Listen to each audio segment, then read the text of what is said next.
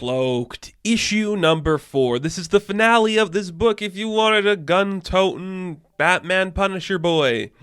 Here's your Dark Horse character. This feels ripe for, adaptation. I have a feeling somewhere along the line this will be made somewhere. Because it's pretty cool. If not a little bit just ending, I don't want to say it's an anticlimactic ending, because I don't think it is.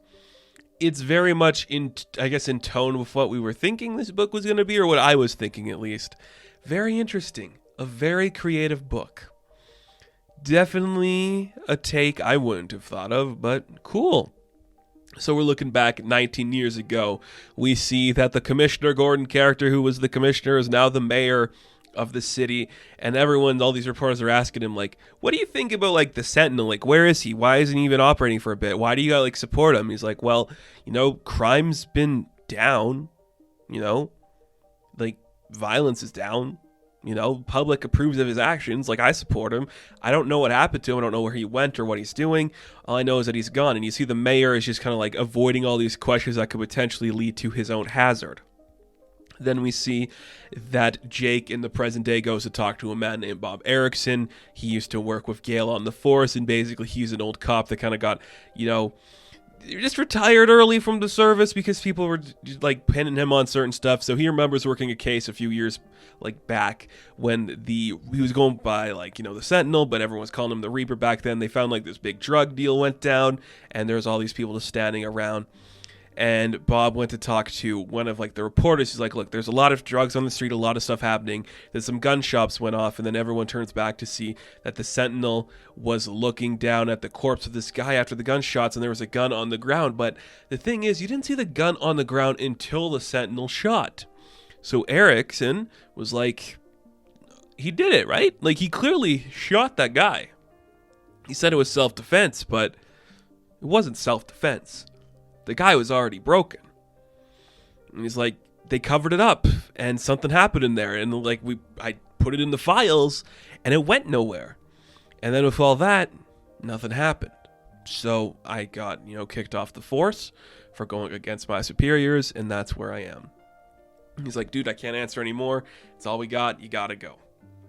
Then we see something happen as Jake's leaving. He gets a call from Kelly. He's like, look, you found Walter dead. That's something too. And then we went to your place. We wanted to arrest you because you clearly killed the lunatic. Clearly, he didn't, but clearly. And they found Molly dead. So he's driving by his house. His wife is being escorted out, or his girlfriend. I can't remember what they said it was in the earlier issues. But he just drives past the place. He's like, oh shit, I know exactly what's going on now. He speeds past. The police are after him. He calls Gale. He just puts the phone on.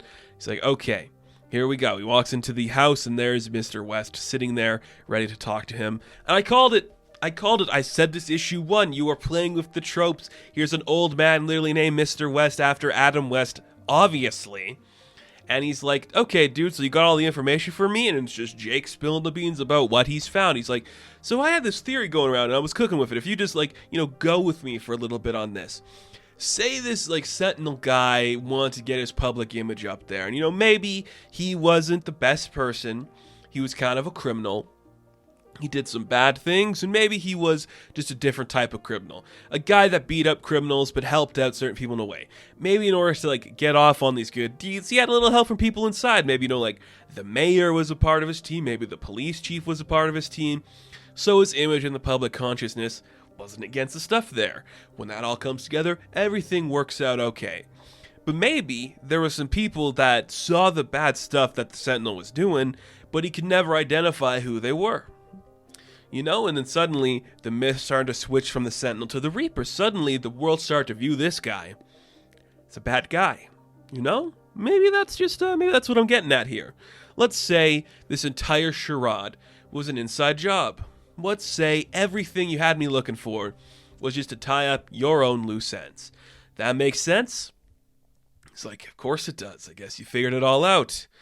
They told me you were good. You're pretty good. And then we see the police sirens getting closer. And just as I predicted from issue 1, Mr. West was the Sentinel. And he's like, dude, I had so many loose ends to tie up. You're a brilliant detective who figured out my story. I had to use you. And you know what? It worked. Everything went great. Like, it took me 20 years, but hey, these loose ends, they're tied up. Perfect. And you see that Jake pulls out a gun ready to kill Mr. West, and the police show up, and it's a big fight. Everyone's getting in there. A lot of police, a lot of guns. Everyone's ready to go. And then we don't see the action that happens when they get inside. There's like shots inside the house. They get inside.